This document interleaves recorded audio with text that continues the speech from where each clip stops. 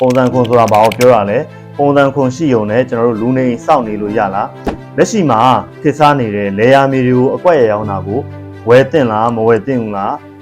ဒီလိုမျိုးလေယာမြေကိုအကွက်ရရောင်းတဲ့ရေကွက်တွေကိုဝယ်မယ်ဆိုလို့ရှိရင်ကျွန်တော်တို့ဘယ်လိုမျိုးတိုက်ဆိုင်စစ်ဆေးရမလဲဆိုတဲ့အချက်တွေလေယာမြေကိုအခြားနည်းသုံးဝင်ရှောက်တဲ့နေရာမှာဘယ်လိုအချက်လက်တွေလိုရဲဆိုတဲ့ဟာကိုကျွန်တော်ရှင်းပြပေးပါမှာပါ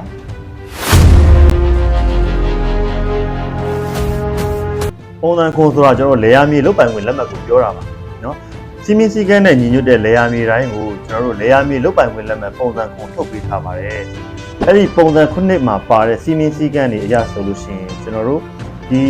တိုင်းနယ်ပြည်နယ်အစိုးရရဲ့ခွင့်ပြုချက်ရှိဘဲနဲ့ကျွန်တော်တို့ဒီလေယာမြေပေါ်မှာအခြားနည်းသုံးလို့မရပါဘူးကျွန်တော်တို့လေယာမြေဥပဒေပုံမှန်30အရဆိုလို့ရှိရင်လေယာမြေကိုလူနေမြေဖြစ်လာဖို့အတွက်ကျွန်တော်တို့ကအခြားနည်းသုံးဆွဲခွင့်ကိုရှောက်ရတယ်အခြားနည်းသုံးဆွဲခွင့်ရှောက်တဲ့နေရာမှာဘာတွေလိုလဲဆိုလို့ရှိရင်ကျွန်တော်တို့ကကာယကရှင်ကိုယ်တိုင်ကနေပြီးတော့ဒီပုံစံ105ရဲ့မှတ်ပုံနဲ့မိတ်တူရဲ့သကောင်စင်းမိတ်တူရဲ့နော်ပြီးတော့ခိုင်လုံတဲ့အကြောင်းပြချက်တုံနဲ့အတူပူးတွဲပြီးတော့သက်ဆိုင်ရာမြို့နယ်မြေစင်းရုံးမှာတင်ပြရပါတယ်လေယာမြေစီမံခန့်ခွဲမှုအဖွဲ့အဆင့်ဆင့်ကနေထောက်ခံပြီးမှတိုင်းနယ်ပြည်နယ်အစိုးရအဖွဲ့ကိုဆက်လက်တင်ပြရပါတယ်နော်တိုင်းနယ်ပြည်နယ်အစိုးရအဖွဲ့ကနေဘိုးလေစီကိုဆက်လက်တင်ပြပြီးနော်အဲ့ဒီကနေမှကျွန်တော်မူလတင်ပြထားတဲ့အတိုင်းအခြားနည်းသုံးဆွဲခွင့်ချပေးတင်တယ်လို့သုံးဖြတ်ခါမှာပဲကျွန်တော်တို့ကအခြားနည်းသုံးဆွဲခွင့်ကကြတာပါကျွန်တော်တို့အခြားနည်းသုံးဆွဲခွင့်ရှောက်တဲ့နေရာမှာ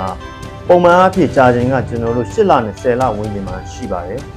အဲ့တော့ကျွန်တော်တို့မြေကွက်တွေဝယ်တဲ့နေရာမှာအခြားနည်းသုံးဆွဲခွင့်ကြာပြီးသားလို့ပြောလာခဲ့ရင်လေနော်